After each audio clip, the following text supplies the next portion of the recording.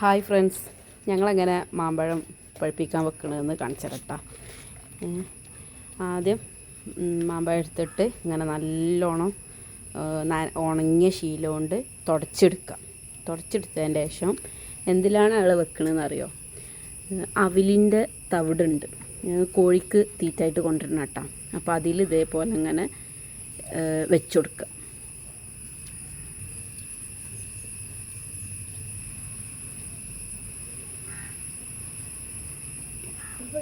നിങ്ങളൊക്കെ എങ്ങനെ പഴുപ്പിക്കാൻ വെക്കൽ കമൻ്റ് ചെയ്യുകൊണ്ടിട്ടാ.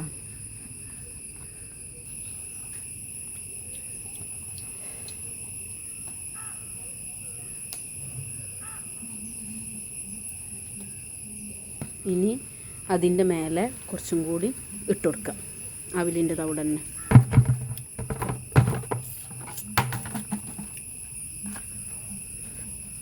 ഇതുപോലെ മൂടി വെക്കുക.